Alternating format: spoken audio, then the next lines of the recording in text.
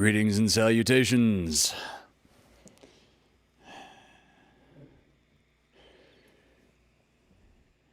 Have a wonderful show planned for you this evening.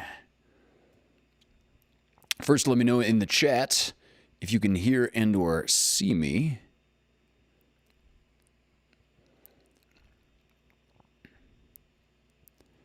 It is quite integral to proceeding. Let us see. Speaking of the chat. Oh, I see. Hi, babe. We can hear and see you. Okay. Hi. Hi, Olive and Ray. Mao. Amanda Benjamin. Meg Sampson. Angelica Bolschweiler. Anna. Hello. Melissa Catano. Dari. Craig Jackman. Christy Davila is here. Splendid.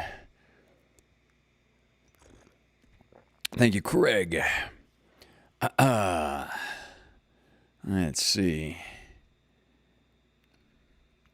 Let's see. So, Mom is here. David, cool. David asked a very good question that we will be getting to later in the show. As a matter of fact, I want to point out the new little addition down here. There's an email address. This is specifically for questions for the show. AskHunterAnything@gmail.com. So if you are watching this as a replay, and or if you are watching this on either of the public access television stations, or you're hearing my voice on a podcast or FM radio, the email address is askhunteranything@gmail.com. askhunteranything@gmail.com. I want to, in advance, thank David again for the excellent and thought-provoking questions. And let's see. I see by the current logged-on viewership that we lost a handful of people due to the YouTube commercials. So I'll just take a second for those folks to come back. And I don't know, actually. So I have a subscription to YouTube, so I pay the monthly fee. I'm not shilling for YouTube here, but for me personally, it is quite worth it. When a live cast starts and you see the obligatory commercial or two, does the commercial end and then you're like 1 minute into the live cast and you've missed the first one, or does the commercial end and now you are at the beginning of the live cast but like a minute behind everyone else? I'm not sure. Can somebody clue me into the chat? I'm really curious how that works.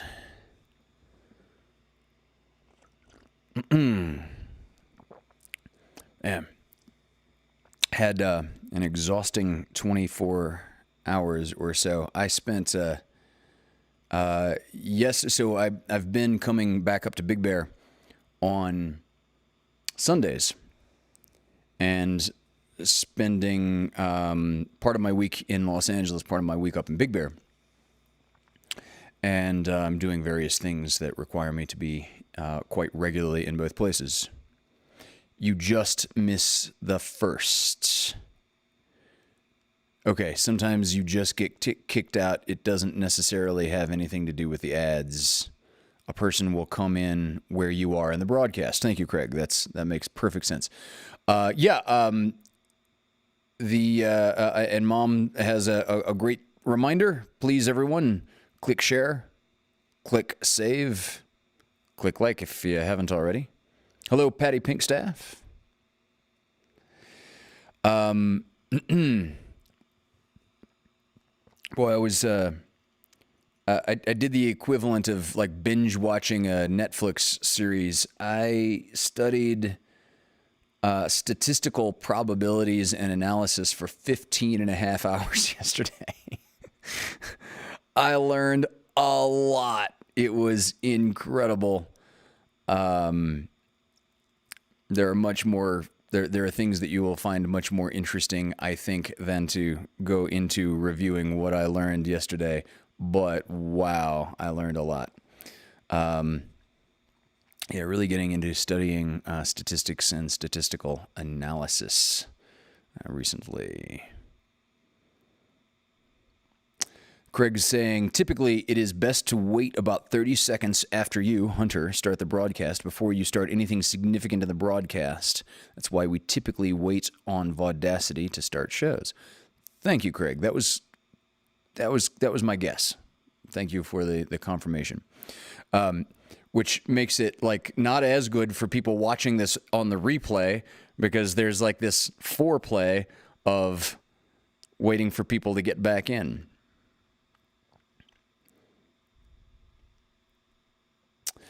Christy Davila, I'm back and forth in the chat trying to find a new book to read after the one I just finished that hit a little too close to home and opened up lots of old wounds. Christy, if you like a reading recommendation, hit me up. I'm surprisingly good at that. So I would love to help out if I can. I need something light, maybe funny. Well, yeah. Let's a confederacy of dunces just randomly comes to mind as semi-light and very funny. Great piece of fiction. But yeah, message me and we'll dialogue about like what are you actually into in terms of reading and literature. That's pretty key. I started to have this conversation with Christina Bielen recently, and the conversation stopped in the opening sentence of, "Oh, you're curious about The Hobbit? Yeah, read The Hobbit. We literally don't need to talk about anything. You've never read The Hobbit? Read The Hobbit. Do that." And she was like, "No, babe, what else would you have said?" Like, the other hypotheticals fade into the unimportant distance in contrast to you're interested in reading The Hobbit and you have a physical copy in your hand. Read that. Mom comes back with P.G. Wodehouse. Yeah, very British, very dry. Understatements and absurdity are usually comic conventions, but very funny. And but yeah, if you are in the sound of my voice and you've never read The Hobbit, maybe now's the time to read The Hobbit. All right, so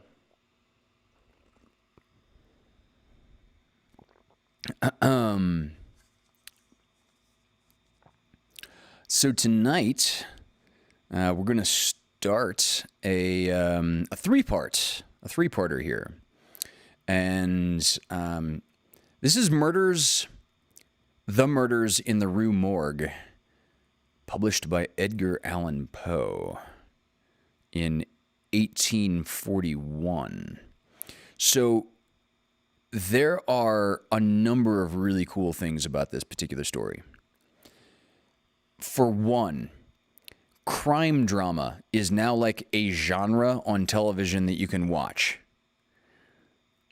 This literally started crime drama. Arthur Conan Doyle specifically accredited this particular story to Arthur Conan Doyle's invention of Sherlock Holmes. It is I mean, I cannot tell you how important this particular work is in terms of the television shows that are on basic cable and the books that were subsequently published in the following 180 years up till now. God, is it 180 years? Did I do that right? Wow, 1841.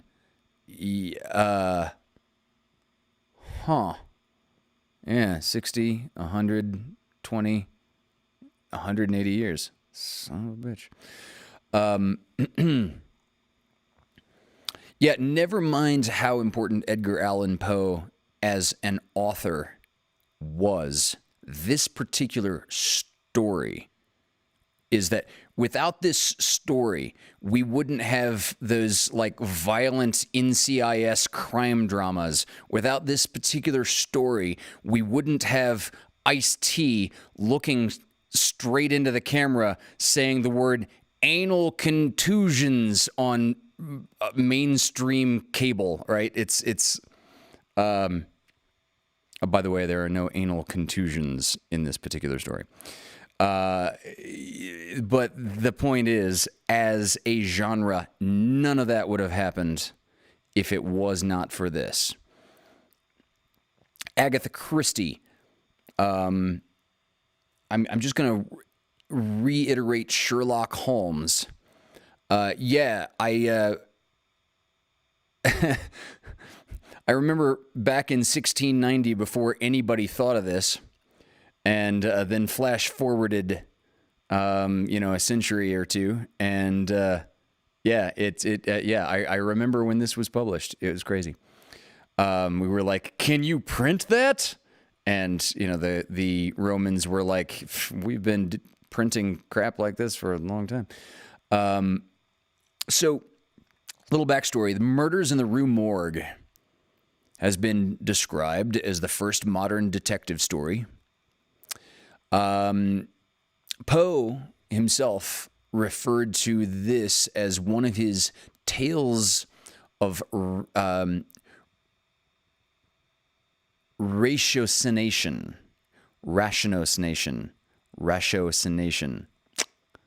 It's kind of like the practice of being rational, like the process of thinking, ratiocination. This is a real detective story. Poe himself also stated in a letter that the theme of the Murders in the Rue Morgue is the exercise of ingenuity when solving a murder. The man who investigates the murder in this particular story is not a professional detective, but instead just sort of studies crime for his own amusement. The way that I personally study most of the things in life that I study.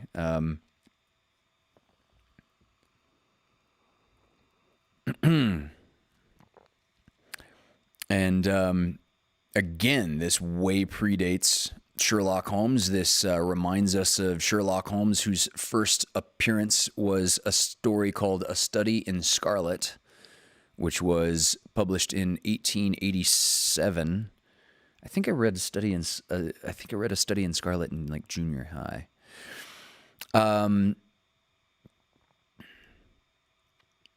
But there's something else to notice, that there are, as you will soon hear and see, there are a couple of protagonists. There is the genius amateur detective, Dupin. And then there's the guy who's more the narrator, Alexandre Etienne. And Etienne is a doctor, exactly the way that Sir Arthur Conan Doyle lifted for all the Sherlock Holmes stories, where Dr. Watson, the sidekick, as it were, was really the narrator of the stories, and Sherlock Holmes was the true genius.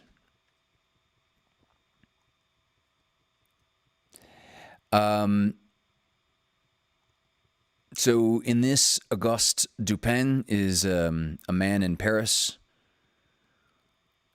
who is working on the mystery of the brutal murder of, well, I'm not going to do any spoilers here in reading the exposition, but he enjoys the exercise for his mental acuities. He's not a professional detective, just like Sherlock Holmes. So, with that, this is The Murders in the Rue Morgue by Edgar Allan Poe, Part 1.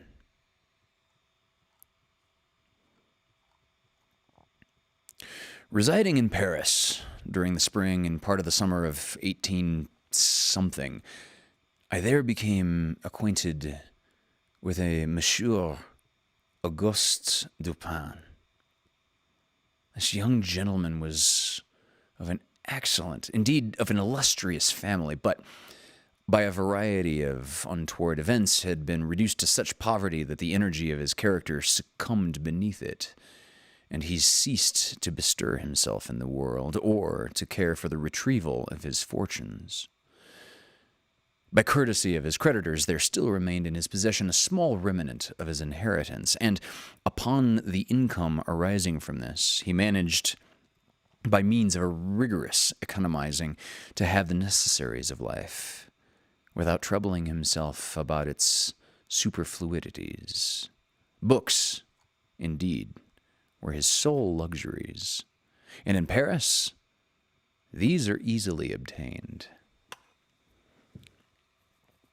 Our first meeting was at an obscure library in the Rue Montmartre, where the accident of our both being in search of the same very rare and very remarkable volume brought us into closer communion. We saw each other again and again.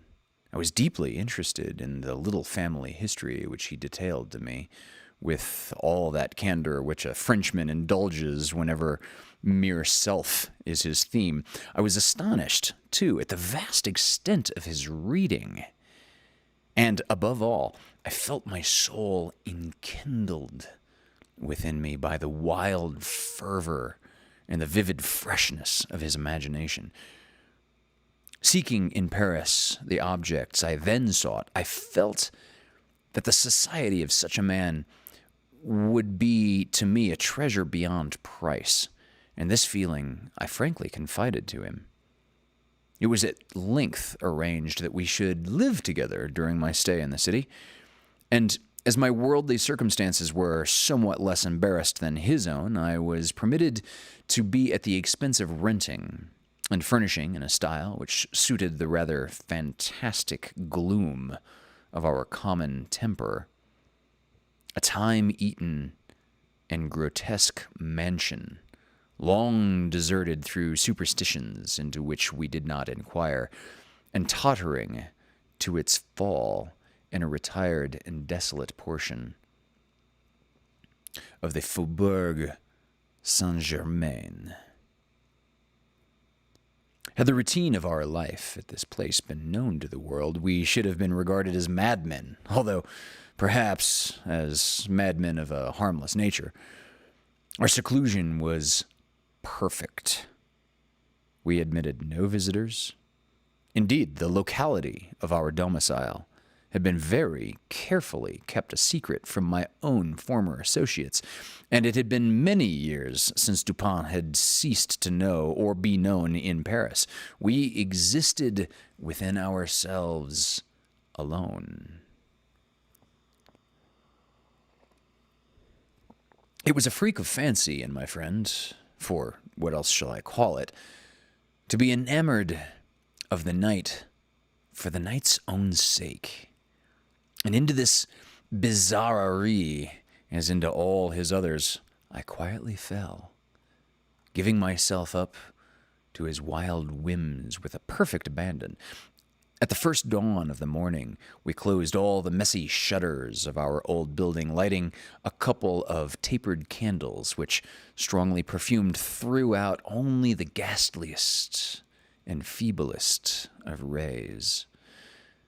By the aid of these, we then busied our souls in dreams, reading, writing, or conversing until warned by the clock of the advent of true darkness.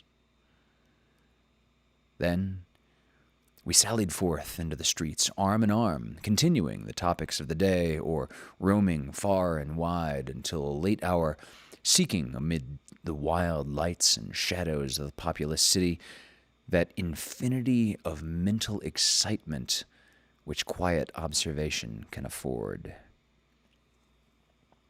At such times I could not help remarking and admiring, although from his rich ideality I had been prepared to expect it, a particular analytic ability in Dupin. He seemed, too, to take an eager delight in its exercise, if not exactly in its display, and did not hesitate to confess the pleasure thus derived. Let it not be supposed from what I have just said that I'm detailing any mystery or penning any romance. What I have described in The Frenchman was merely the result of an excited or perhaps of a diseased intelligence, but of the character of his remarks at the periods in question. An example will best convey the idea. We were strolling one night down a long, dirty street in the vicinity of the Place Royale. Being both apparently occupied with thought, neither of us had spoken a syllable for 15 minutes at least. All at once, Dupin broke forth with these words: "Is a very little fellow, that's true, and would do better for the théâtre variété."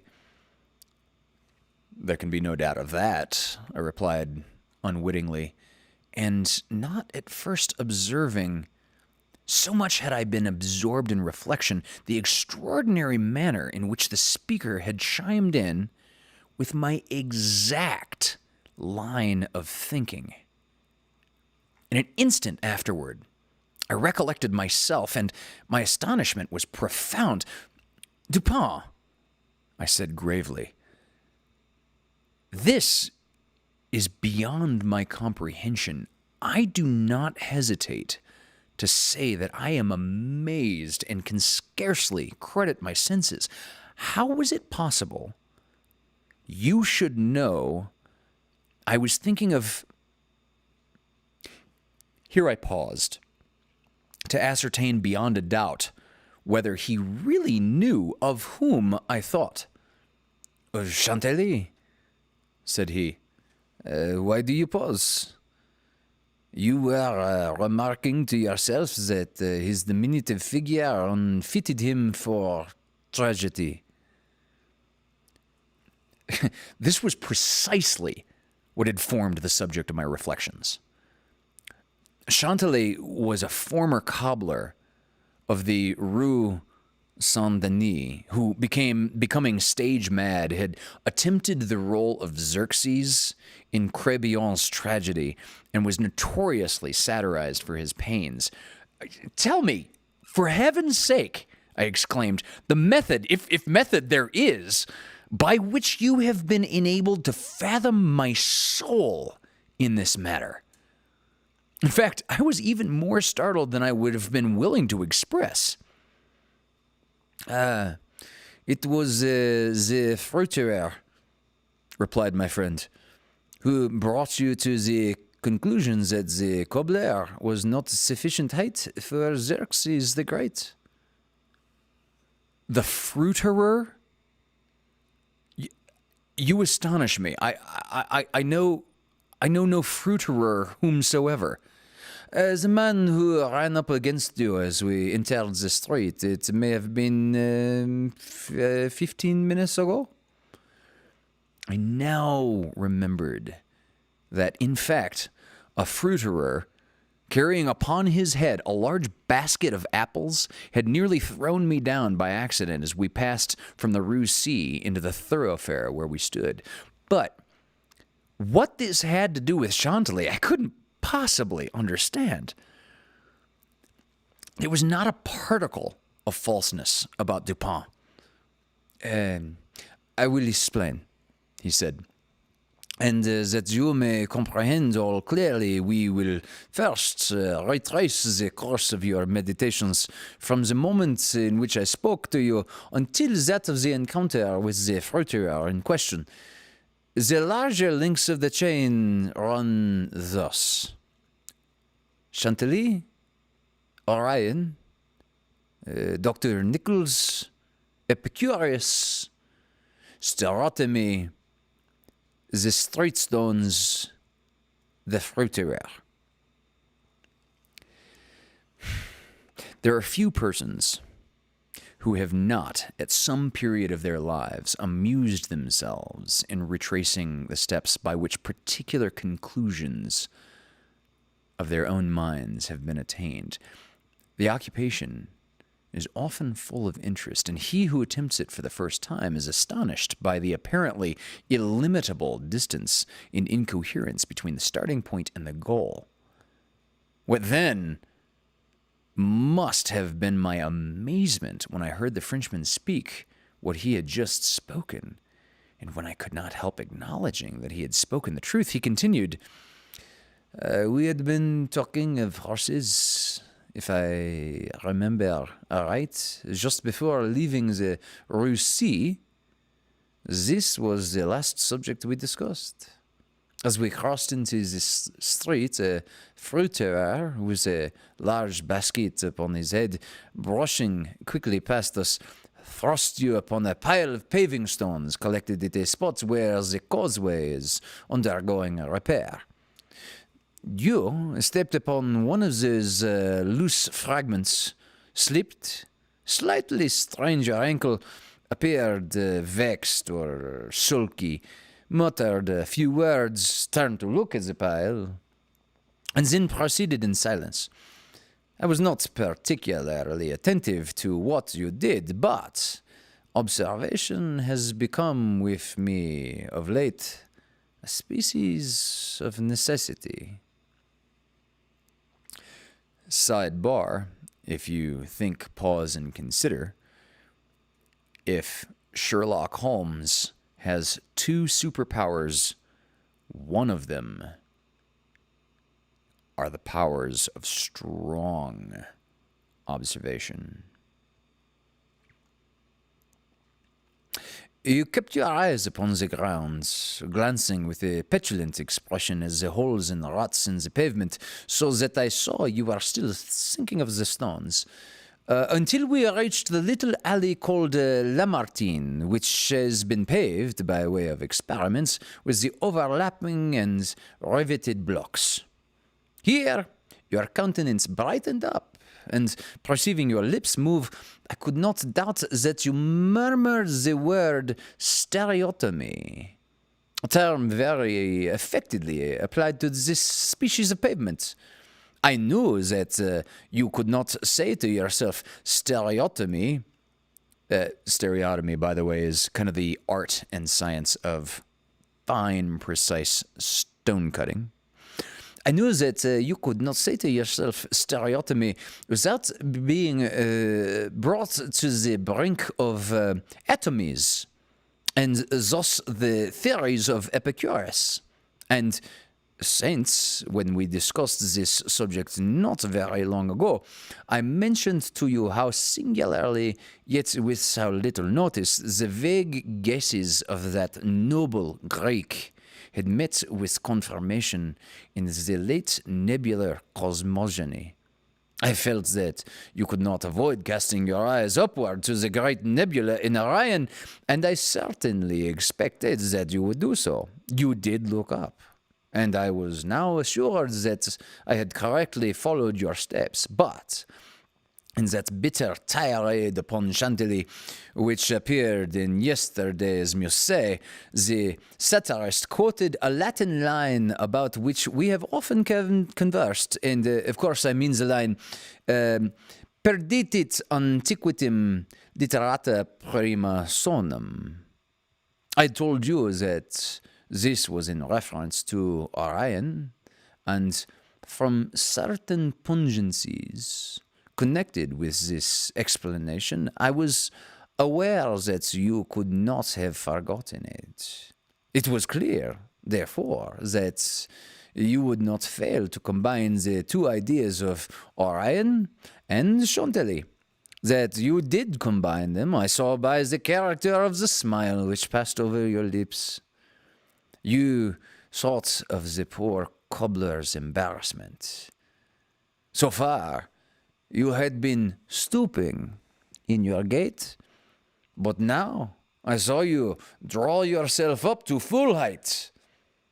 I was then sure that you reflected upon the diminutive figure of Chantilly. At this point, I interrupted your meditations to remark that, in fact, he was a very little fellow, that Chantilly, that he would have done much better at the Théâtre des Variétés. Well, not long after this, we were looking over an evening edition of the Gazette des Tribunaux when the following paragraphs arrested both our attention. Extraordinary murders. This morning, about 3 o'clock, the inhabitants of the Quartier Saint-Roch were aroused from sleep by a succession of terrific shrieks, issuing apparently from the 4th story of a house in the Rue Morgue, known to be in the sole occupancy of one Madame L'Espagne and her daughter Mademoiselle Camille L'Espagne. After some delay, occasioned by a fruitless attempt to procure admission in the usual manner, the gateway was broken in with a crowbar, and 8 or 10 of the neighbors entered accompanied by 2 gendarmes.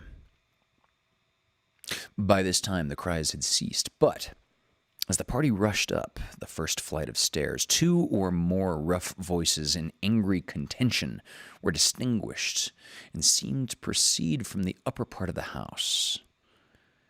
As the second landing was reached, these sounds also had ceased, and everything remained perfectly quiet. The party spread themselves and hurried from room to room. Upon arriving at a large back chamber in the 4th story, the door of which, being found locked with the key inside, was forced open, a spectacle presented itself which struck everyone present not less with horror than with astonishment. The apartment was in the wildest disorder, the furniture broken and thrown about in all directions.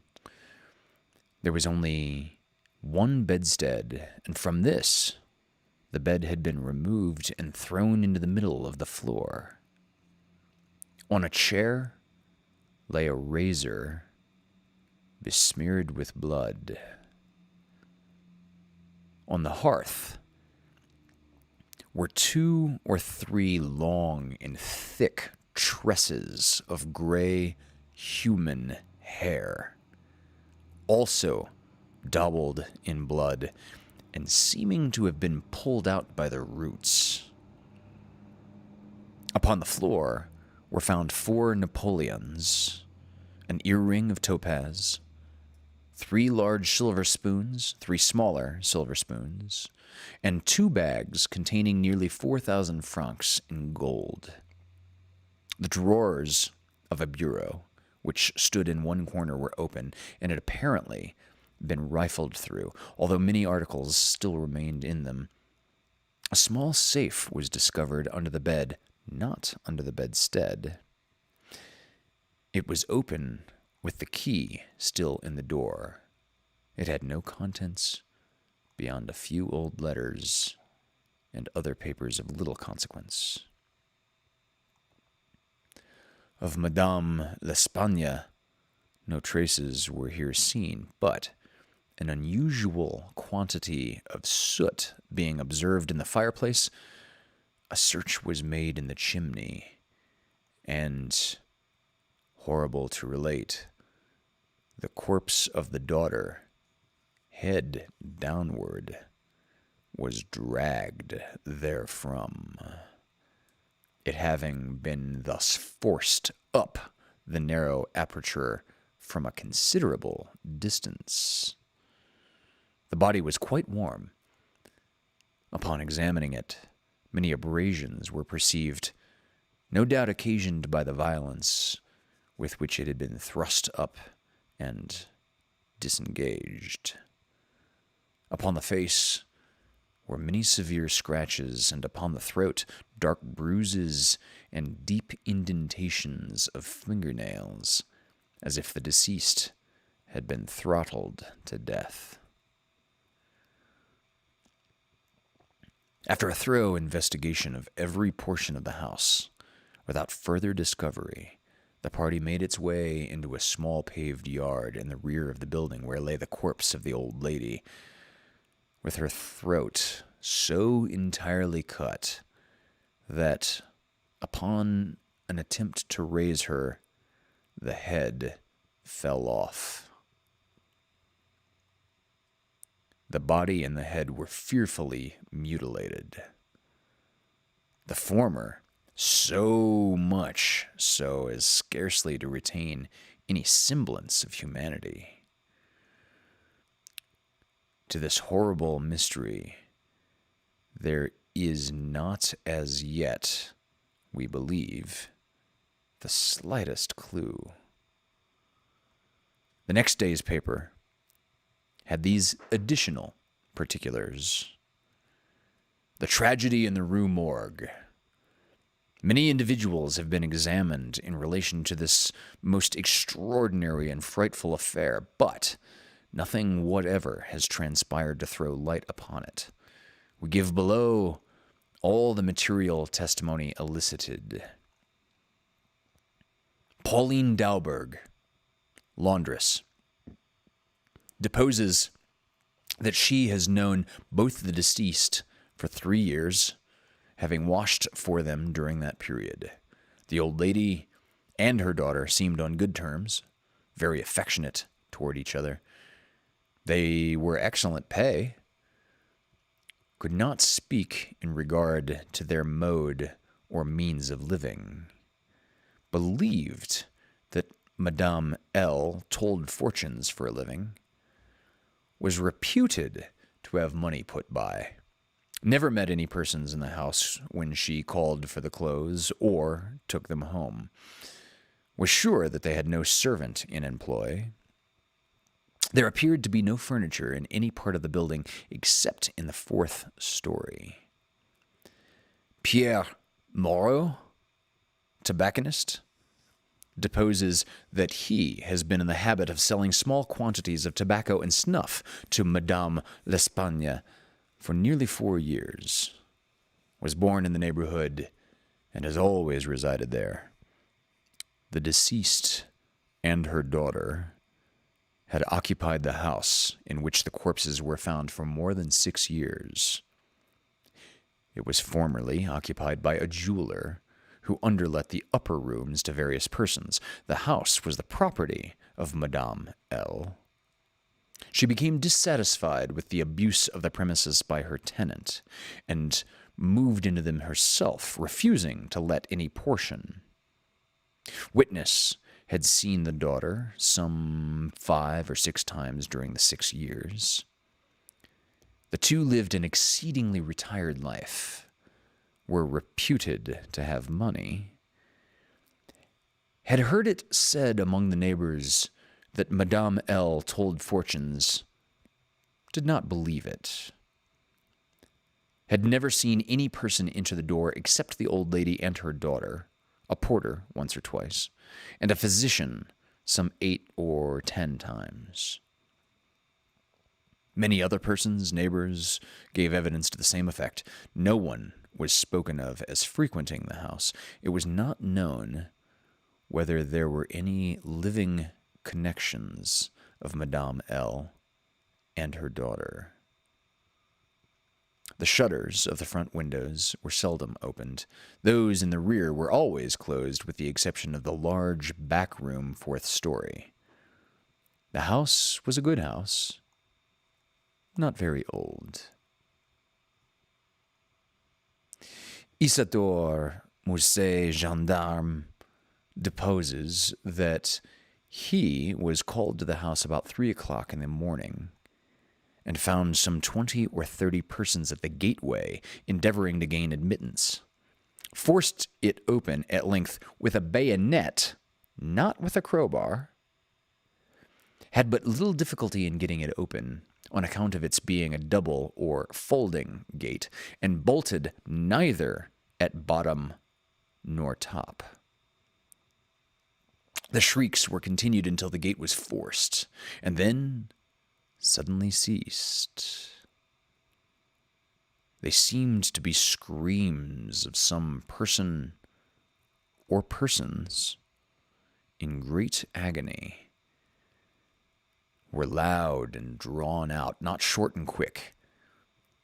Witness led the way upstairs. Upon reaching the first landing, heard 2 voices in loud and angry contention, the one a gruff voice, the other much shriller, a very strange voice. Could distinguish some words of the former, which was that of a Frenchman. Was positive that it was not a woman's voice. Could distinguish the words sacré and diable. The shrill voice was that of a foreigner. Could not be sure whether it was the voice of a man or of a woman.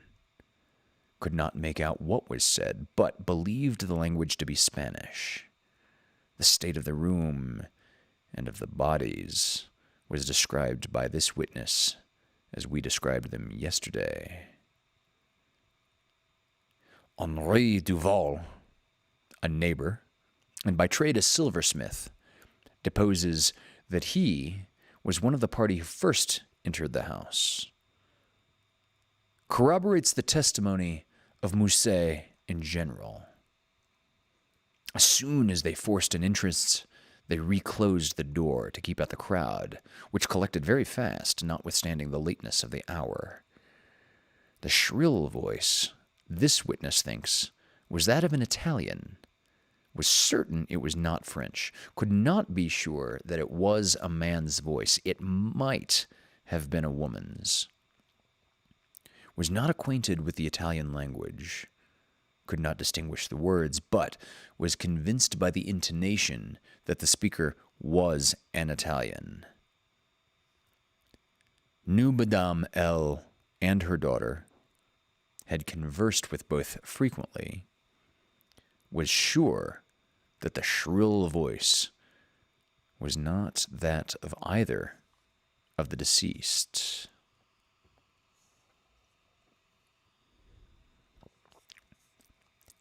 Odenheimer, restaurateur. This witness volunteered his testimony. Not speaking French, was examined through an interpreter. Is a native of Amsterdam. Was passing the house at the time of the shrieks. They lasted for several minutes, probably 10. They were long and loud, very awful and distressing. Was one of those who entered the building. Corroborated the previous evidence in every respect but one. Was sure that the shrill voice was that of a man, of a Frenchman. Could not distinguish the words uttered. They were loud and quick, unequal, spoken apparently in fear as well as in anger.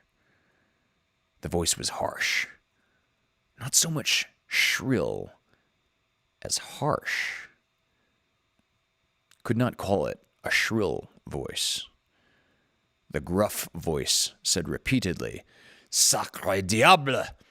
And once, Mon Dieu!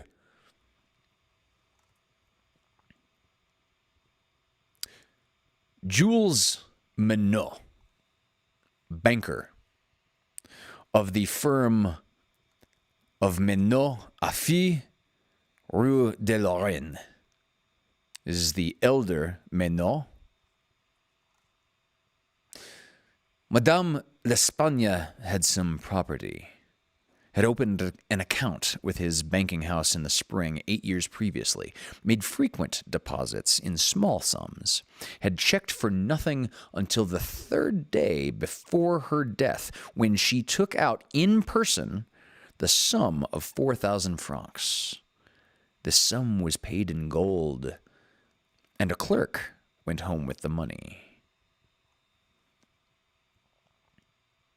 Adolphe Lebon, clerk to Menot Affi, deposes that on the day in question, about noon, he accompanied Madame L'Espagne to her residence with the 4,000 francs, put up in 2 bags. Upon the door being opened, Mademoiselle L. appeared and took from his hands one of the bags, while the old lady relieved him of the other. He then bowed and departed. Did not see any person in the street at the time. It is a by-street. Very lonely. William Bird, tailor, deposes that he was one of the party who entered the house, is an Englishman, has lived in Paris 2 years, was one of the first to ascend the stairs, heard the voices in contention. The gruff voice was that of a Frenchman, could make out several words, but cannot now remember all, heard distinctly, Sacré and Mon Dieu. There was a sound at the moment as if of several persons struggling, a scraping and scuffling sound. The shrill voice was very loud, louder than the gruff one.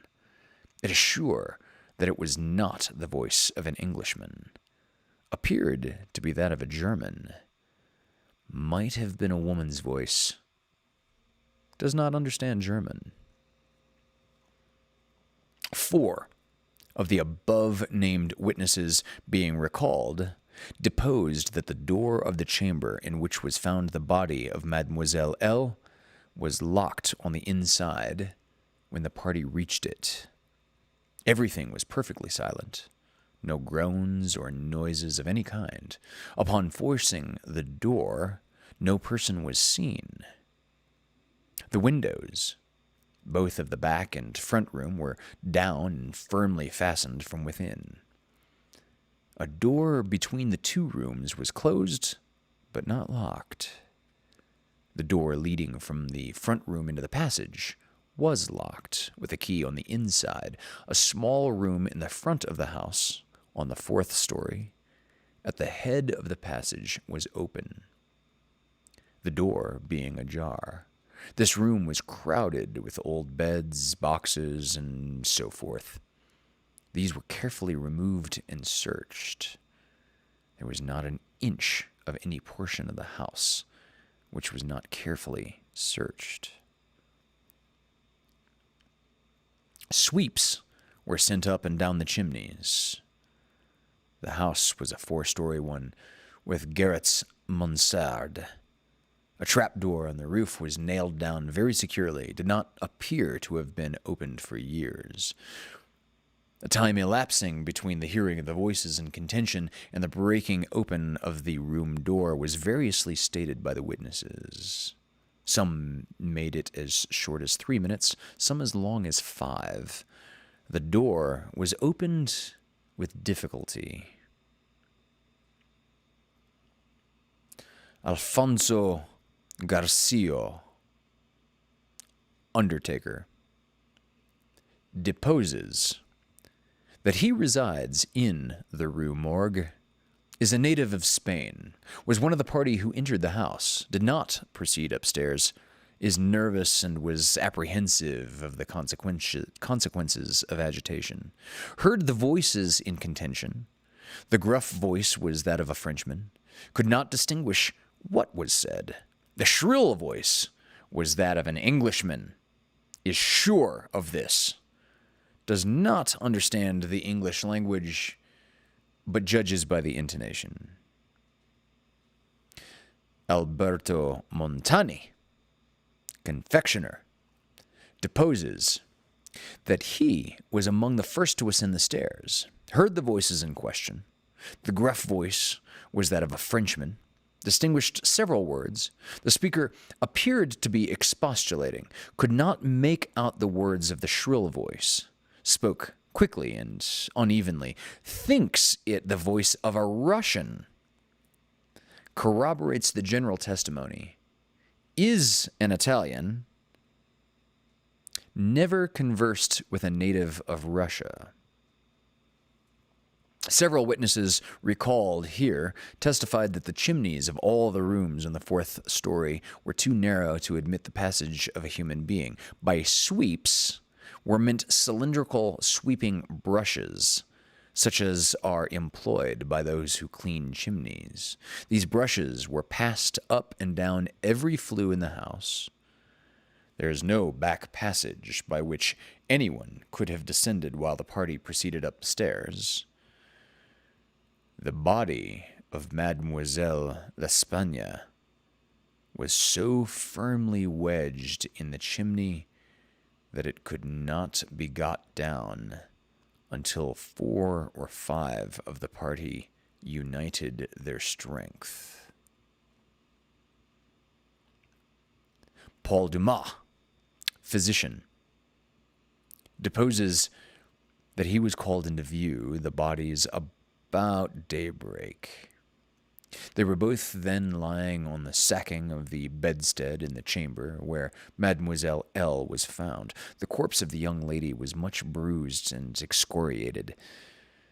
The fact that it had been thrust up the chimney would sufficiently account for these appearances. The throat was greatly chafed. There were several deep scratches just below the chin, together with a series of livid spots which were evidently the impression of fingers.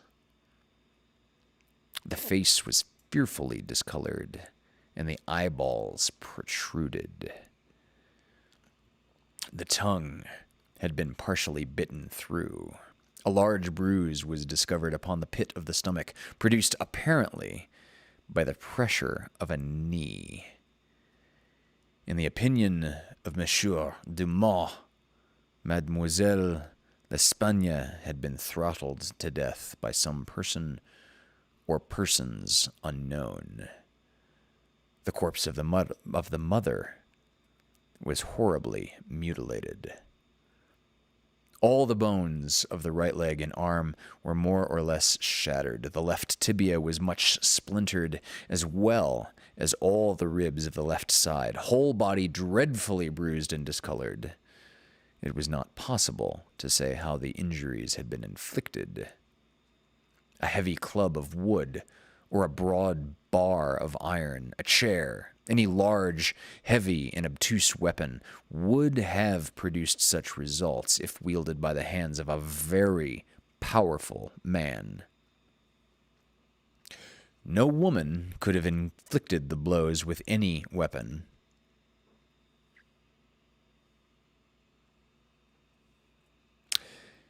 The head of the deceased, when seen by witness, was entirely separated from the body and was also greatly shattered. The throat had evidently been cut with some very sharp instrument, probably with a razor.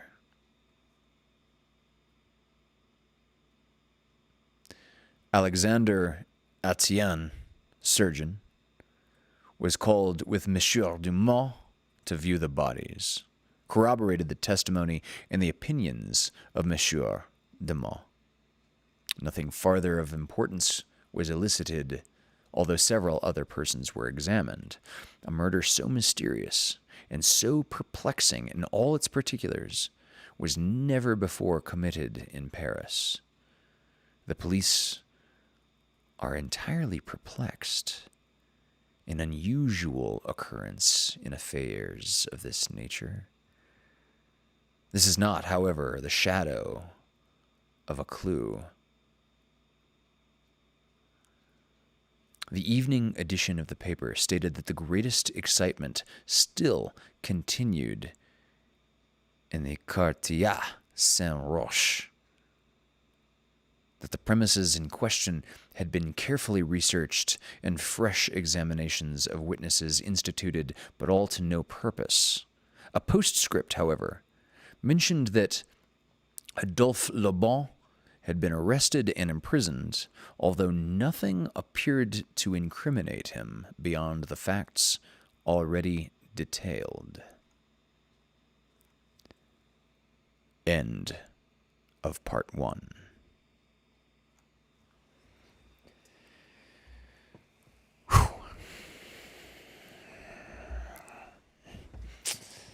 Yeah.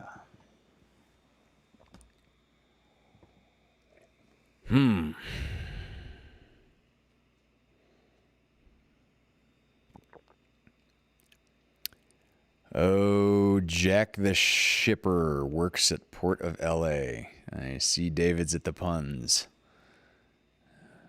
Amazed you haven't gotten to Jack the Stripper, or have you? Oh, no, there's a lot more above that. Jack the Chipper, Jack the Quipper, Jack the Zipper, Jack the Hipper, the Elvis impersonator. My golly, that is just the variety of Jacks. Jack the Flipper. Well, Jack the Stripper. There it is. Okay. Oh dear. That was Amanda's. Okay. So, let us get to some, let's get to some questions, shall we? I'd like to take a second to point out the virtual tip jar at my, underneath my microphone, and reiterate that I've got a new email address specifically for the purpose of asking questions. So askhunteranything@gmail.com is a very convenient way to reach out. So,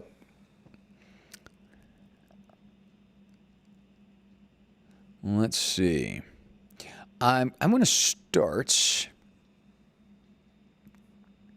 with a question from David Benjamin.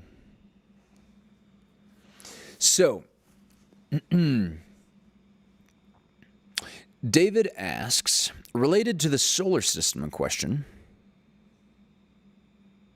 why does darn near everything in the universe spin? Okay. Excellent question, sir. Excellent question. I'm going to reach out and grab some scrap paper so I can just draw a simple line.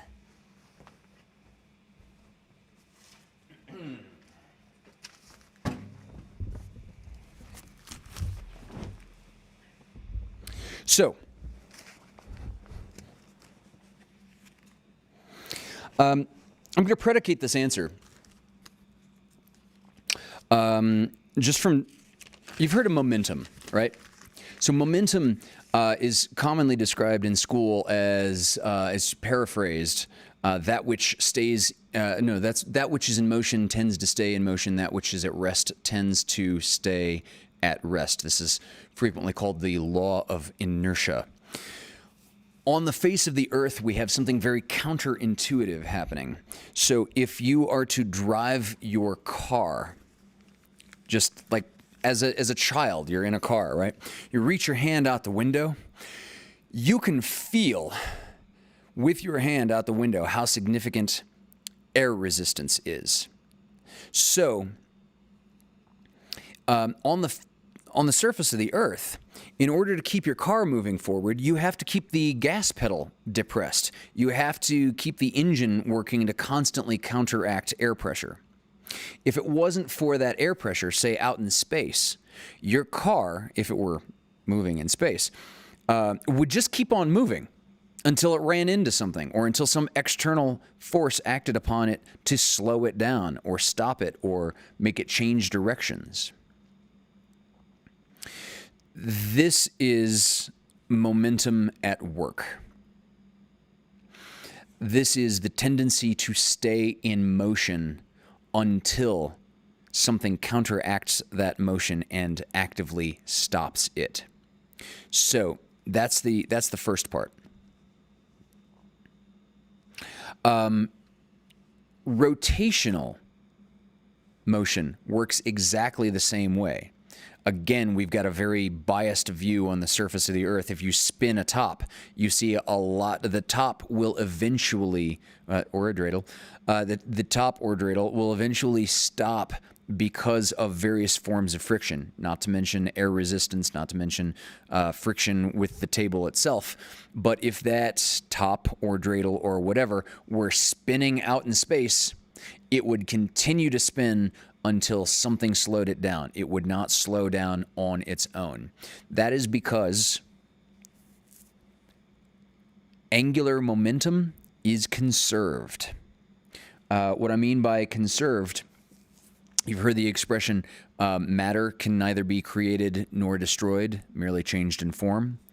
Energy cannot be created nor destroyed, merely changed in form. That's because both matter and energy are conserved.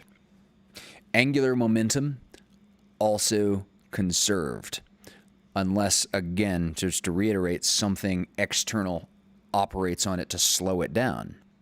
All right? So to put it in a slightly different way, angular momentum could be described as the tendency of something spinning to keep spinning until something makes it stop spinning.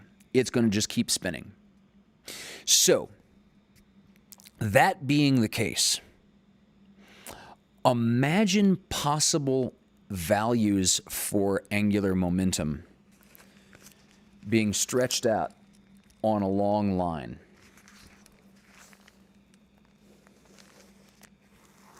The line is infinitely long to the left or right because there's no ceiling on. There's no functional ceiling in our conversation here on how fast a thing can spin. So I'm just going to roughly mark the middle of our line. And let's say that anything over here is spinning counterclockwise really, really, really fast.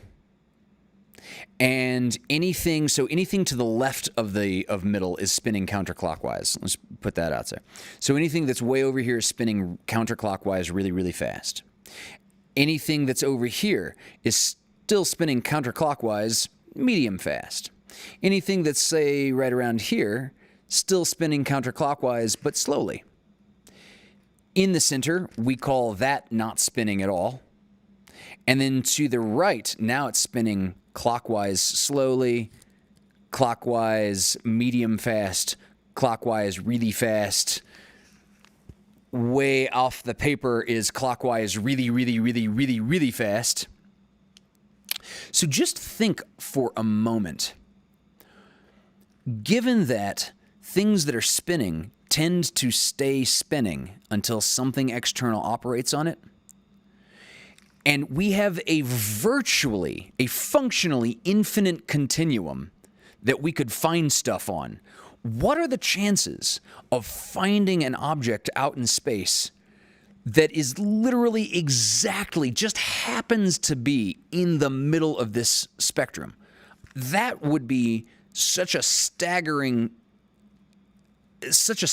find that why was this thing not spinning would suddenly become the question. And of course, we can conflate the question even further by noticing that just like pool balls, if something hits it, anything other than directly on center, if something like hits the side of the pool ball, it's going to not only move the pool ball, but something hitting the side of the pool ball is going to spin it, is going to confer some spin to it.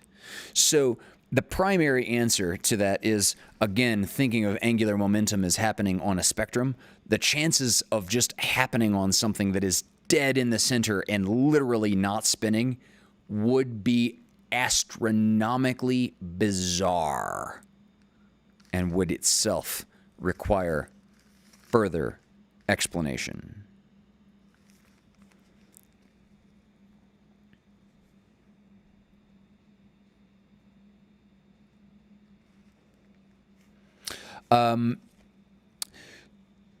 So yeah, and David, now you're in the chat. David says, what's interesting is Jupiter is giant and one day is 11 hours. Okay, I'm not familiar off the top of my head with the rotational velocity of Jupiter, but that does not sound unreasonable. So it is about twice as fast as Earth. Pulsars. This is where we get interesting with this. Pulsars, because they start as huge stars that go supernova, are so small but retain all, and I think what he means, but retain all of their angular momentum. So, in your observation of a pulsar, imagine a star that was really, really, really big. This is a perfect analogy. Imagine an ice skater with all his or her limbs spread out, right? And is spinning. And then when that ice skater pulls their limbs in, now they have a lot of mass in a smaller space. And the result is that they were spinning, and now they're spinning really, really, really, really, really fast. And as they open their limbs up again, that fast, fast, fast goes slower, slower, slower, slower, slower. And it is not that angular momentum is not being preserved. It's more like angular momentum is, let's say, being spread out. But it's still happening in that system.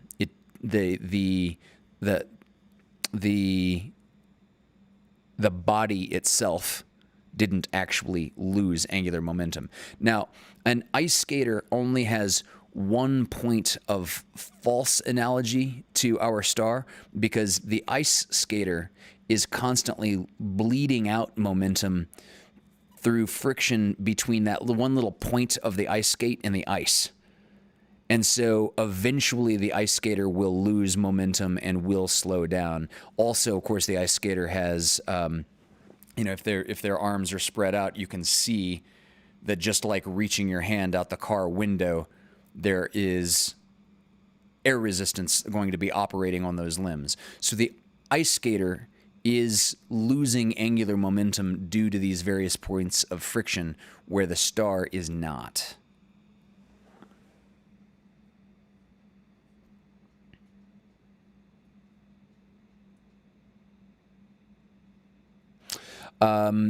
So David had a part B to that same question.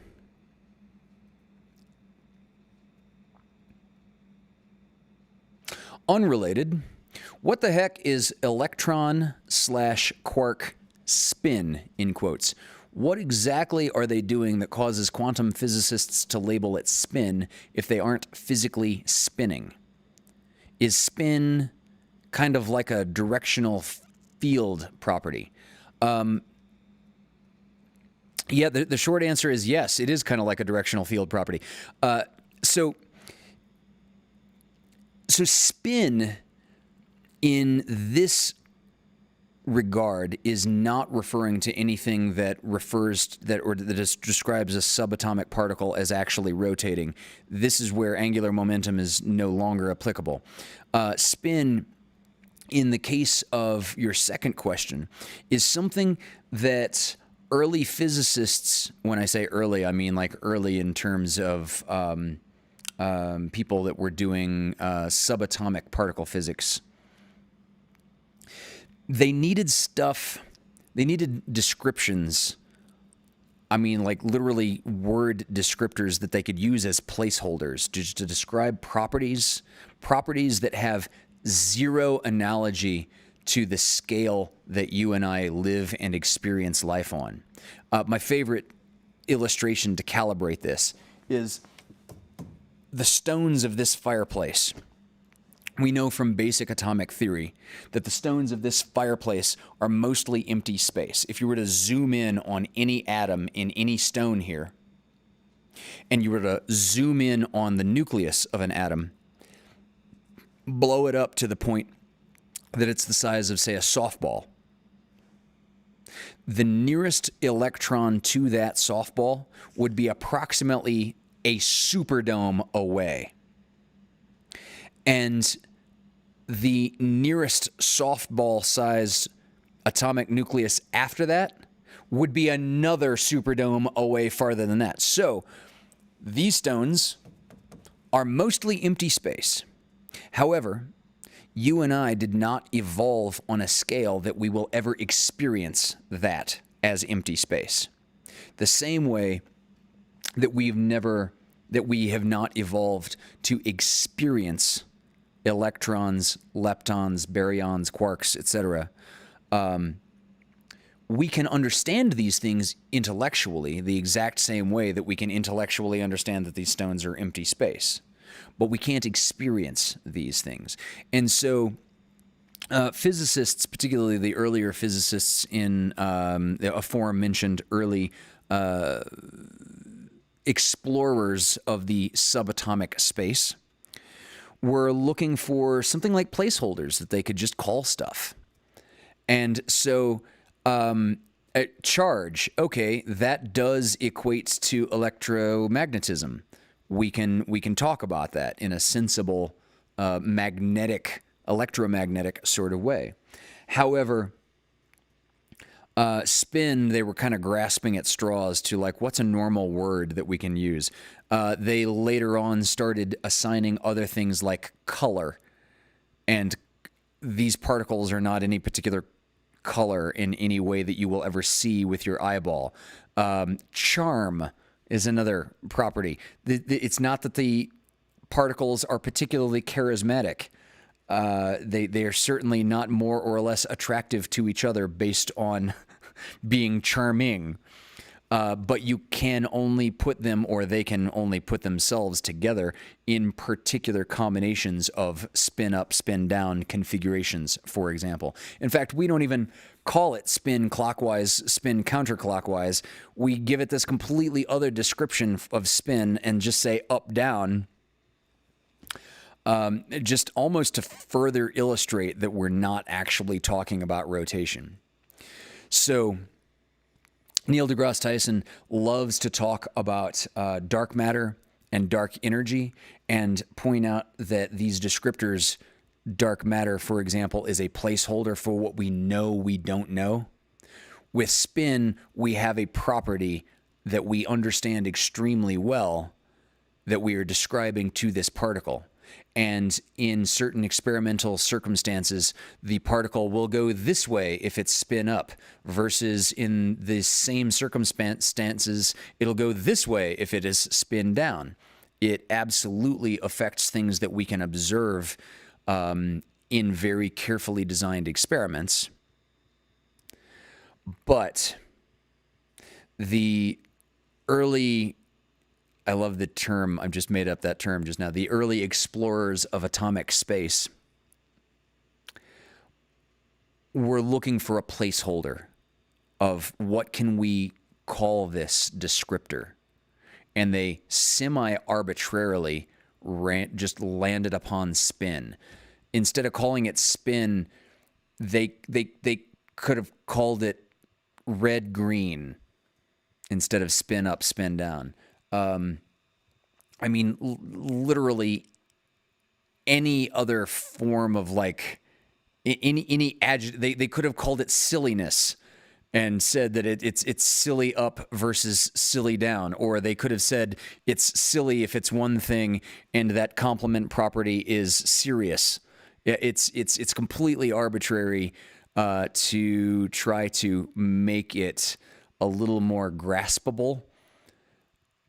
But at the same time, in attempting to make it graspable, they made it less graspable because now our undergrads think that these subatomic particles actually meaningfully rotate and in some way that we're describing as spin.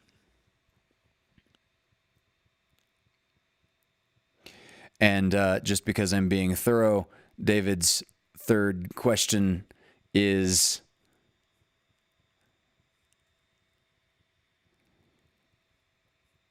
why aren't quantum physicists called spin doctors?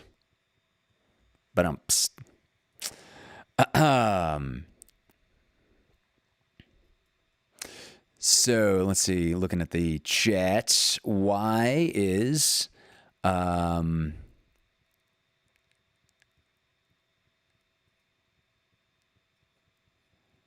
so what you're saying is someone should write a book or a movie of a planet staying still, or make a new story of another planet staying still. It would require further explanation. That's all. If you saw something in space that was not rotating, it's a very temporary condition until something happens to knock into it and hit it in any way that was not other than exactly dead center. And if something did hit it in exactly dead center, that would also similarly necessitate all those answers of how did a random collision hit this object so perfectly dead center that it's still not spinning, right? That would it would require more explanation than it presents. Paul Carganella, did I miss the part about cryptocurrency? I'll be the first to admit I don't know jack about crypto. Crypto is one of those things that I know I do not understand.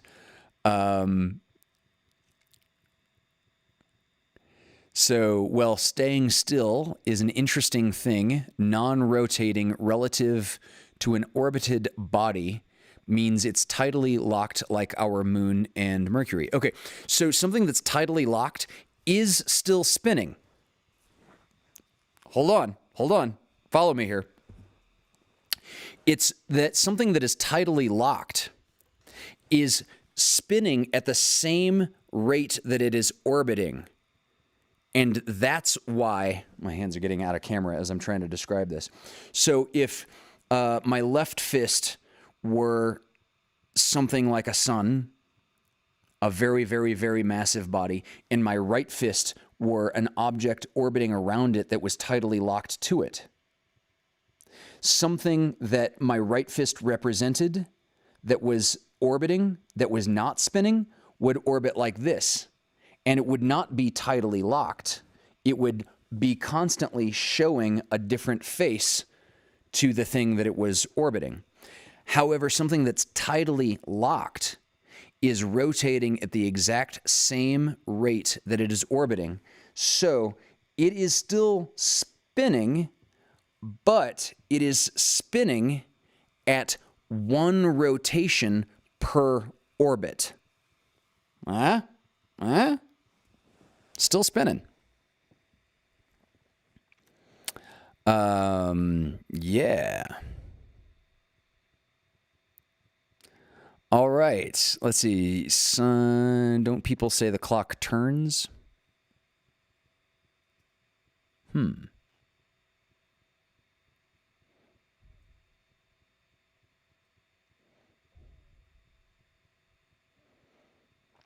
David, let's talk about collapsing wave functions. Okay. That would be a good question for if you got a specific question about collapsing wave functions. That happened to be something that I studied the hell out of once upon a time. And yes, Mom. So the universe is playing pool. Yeah, I mean, or maybe we are in the pool of the universe.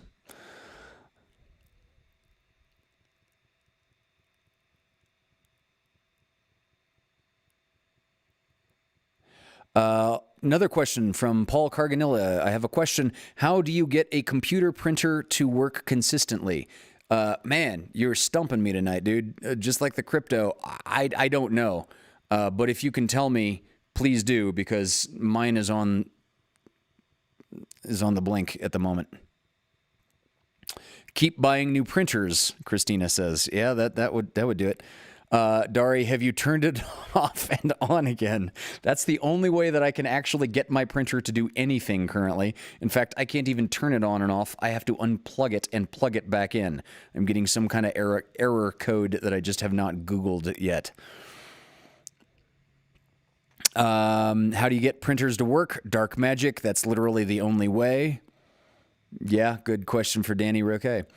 Okay, so I think I'm going to cut it off there. I'm going to back burner the previous question about how did the solar system come into its current configuration. I think I'll pick that one back up for next week. But angular momentum is quite integral to that answer also. Yeah. All right, ladies and gentlemen, thank you so much, Jack the Printer. Thank you so much for joining us.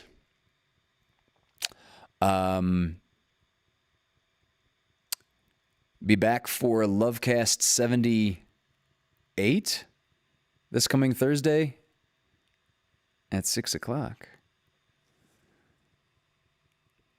Thank you for joining us. You can continue to submit questions in personal messages if you have my contact info that way. I'll say one more time again here in the, is that your left? Yeah, on your left. AskHunterAnything@gmail.com is a great way if you are, if you would like to submit a question to be considered. And the virtual tip jar in the bottom right-hand corner. Amanda Benjamin's show on Wednesday. Oh, and David is tomorrow. David, has it been 2 weeks? Wow. All right, there's something to look forward to. Yeah. So let's we get 2 nights in a row of Benjamins. I love you all.